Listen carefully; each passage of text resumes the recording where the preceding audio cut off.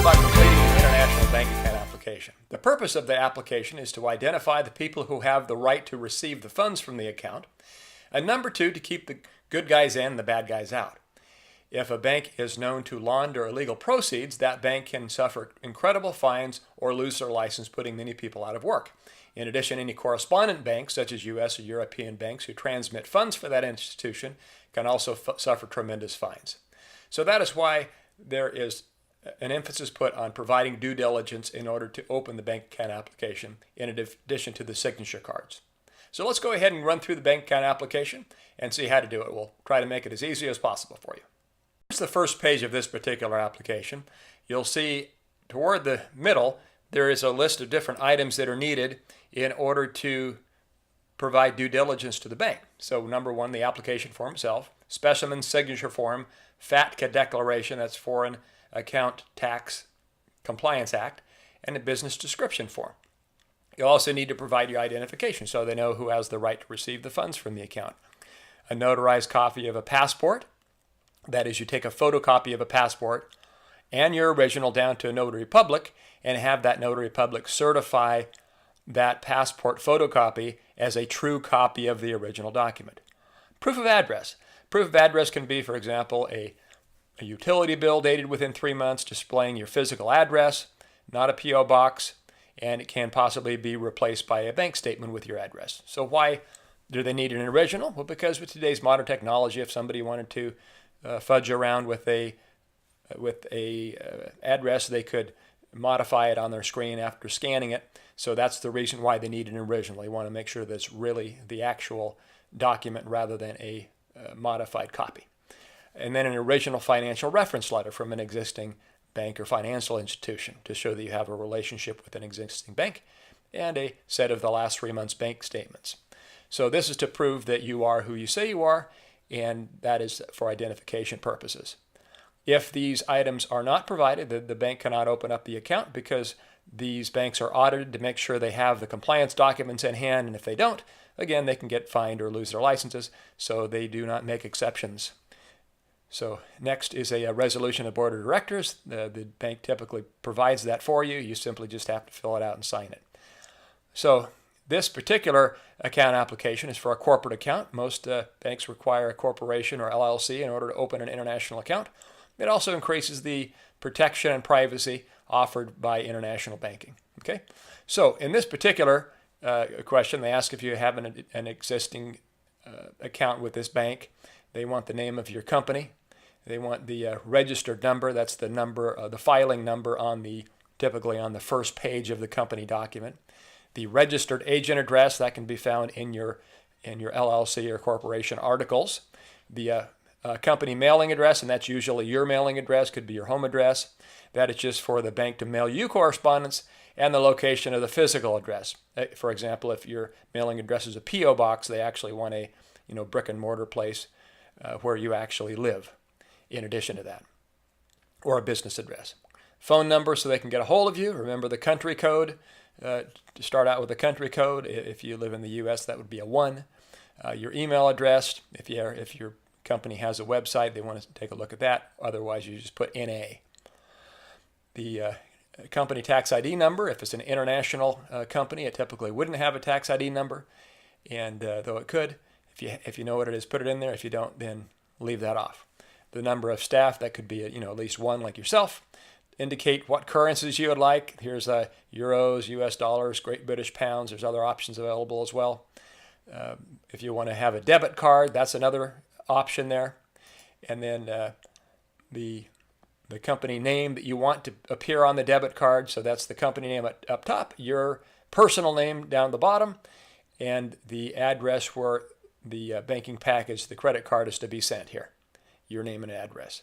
The method of delivery, if you want it delivered by courier or regular post. Okay.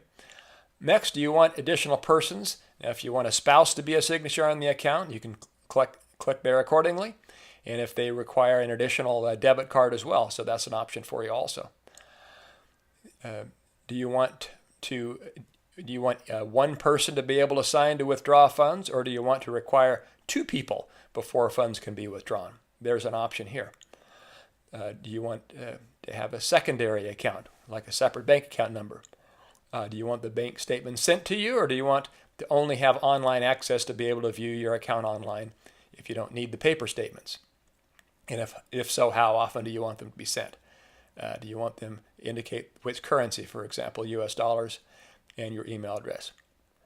Check here if you want to be able to receive email or text notifications from the bank, and then you simply date and sign it, and select your preferred language to communicate with the bank in. Okay? If you have a second language, you can so indicate that. Who introduced you to the bank? That would typically be our company for our clients. Are you interested in investment services? Click yes if you are. And then the details of the person who's authorized to operate the account. So that's your first name. If you're Mr., Ms., or Mrs., you put that here, and then your last name, your name at birth, nationality, the town where you were born, the profession you're in, your occupation within that profession, your employment type, for example, self-employed. You want to take a look at your passport ID number and write that down here. You're going to have to get that notarized anyway, so you should have that handy as part of the process. Expiry date of the passport, your address, your phone number, and email address. They also want to know if you're a political official or civil servant. There's a lot of situations where some corrupt politicians might try to use international accounts to hide bribes or other proceeds, so they want to make sure that that is indicated that you're not a senior political official or civil servant. If so, there's going to be more scrutiny. Most people, that would be no. Okay, now the ultimate beneficial owners of the company. So just having a company is good. You'll have more privacy. The bank, however, needs to know who that person is by law, and you need to write your name here, the city and country where you live, if that's USA or whatever country you're in, and if there's an additional person who will be who owns the company, you want to list their names here. Okay. Now, who are the main officers and directors? That may just be you. That's fine. It's okay to have a one-person company in most countries and states, and so you put your name, your address, and the country where you're from here. Okay. Now, let's go ahead and scroll down here.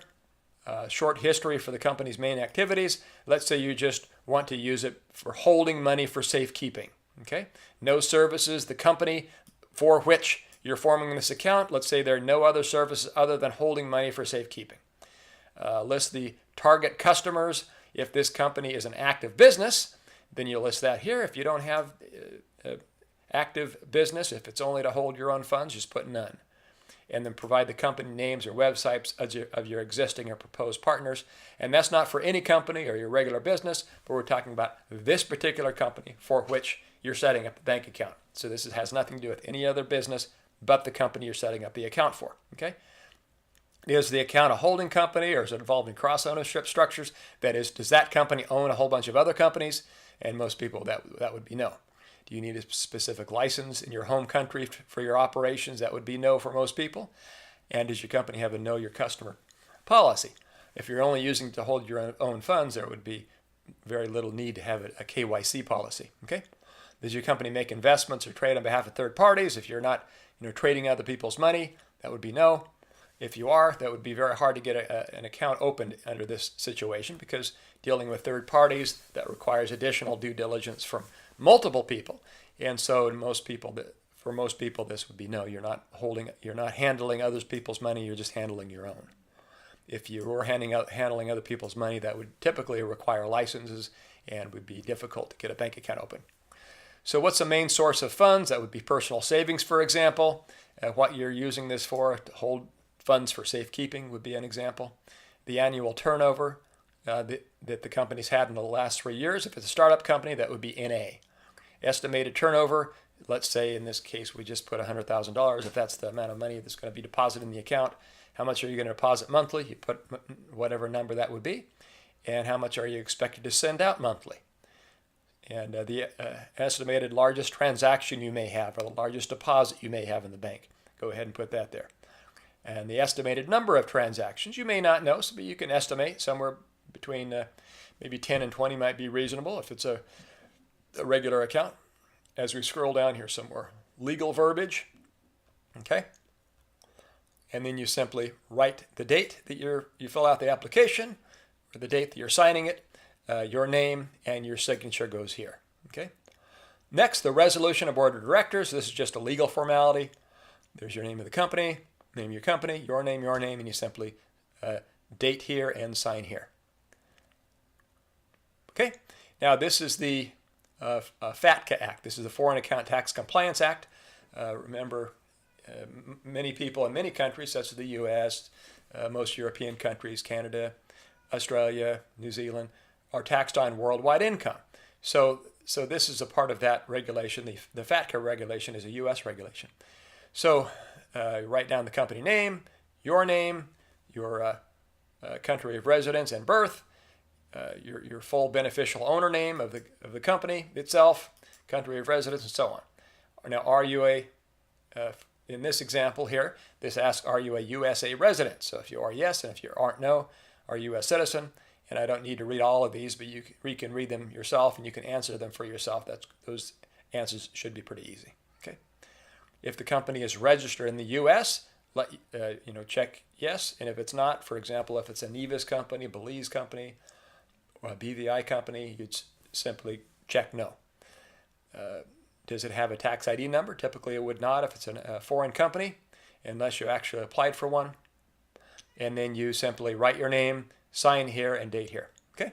Specimen signature form. This is just a regular signature card where you write your company name here, you write your personal name here, you put your big John Hancock here, your signature here, and then if you use an abbreviation or initials sometimes for your signature, put that here on this right-hand side.